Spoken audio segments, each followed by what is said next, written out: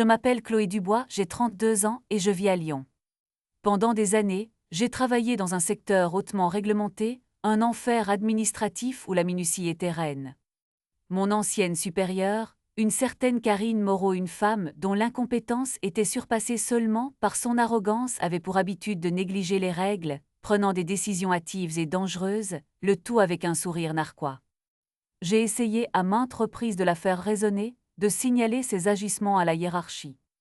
Mais à chaque fois, la réponse était la même: on a toujours fait comme ça. C'était une phrase qui résonnait comme une insulte, une moquerie de mon professionnalisme et de mon sens de la justice.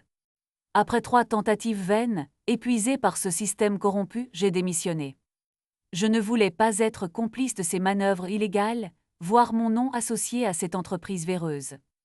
J'avais besoin de me protéger, de préserver mon intégrité. Mon nouveau travail, un poste d'inspectrice dans un organisme de régulation, dans une autre région de la France, m'a offert une forme de rédemption.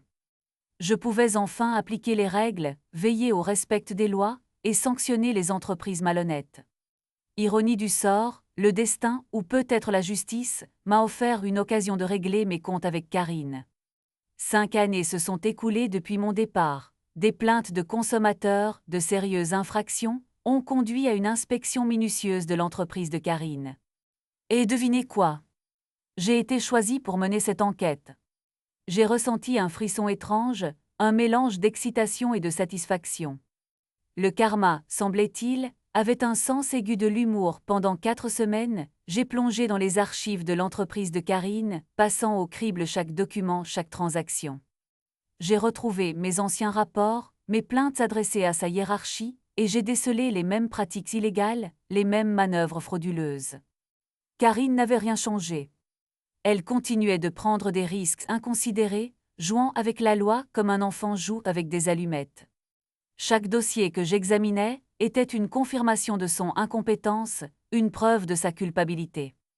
J'ai compilé les preuves, chiffrant les amendes, les pénalités.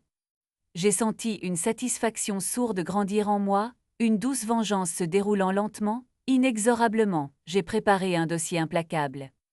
Chaque infraction était documentée, chaque preuve étayée. Il ne restait plus qu'à infliger les sanctions. Le jour de la confrontation, j'ai ressenti une tension palpable, une anticipation aiguë. Karine, avec son air suffisant habituel, a essayé de nier les faits, de minimiser les infractions. Mais face à l'accumulation des preuves, son arrogance s'est effondrée. Son masque de confiance s'est brisé, laissant place à la peur et à la panique. J'ai assisté à sa déchéance, à sa défaite. Le pire, c'était qu'elle me croyait impuissante, une ancienne employée insignifiante. Elle m'avait autrefois menacée, me disant que ma carrière était en péril si je ne m'alignais pas sur ses méthodes. Maintenant, c'était elle qui était à la merci de mes conclusions.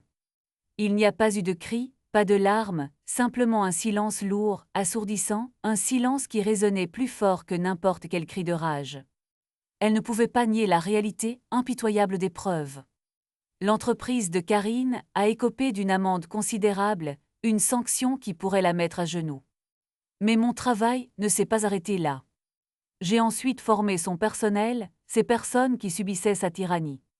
Je leur ai appris les vraies règles, les vraies procédures. Ils m'ont remercié, me voyant comme une libératrice. Voir ces personnes s'épanouir grâce à mes formations m'a procuré une immense satisfaction, une revanche plus subtile, plus douce qu'une simple amende. J'ai senti qu'à travers cela, j'avais enfin nettoyé ma conscience, purifié mon âme.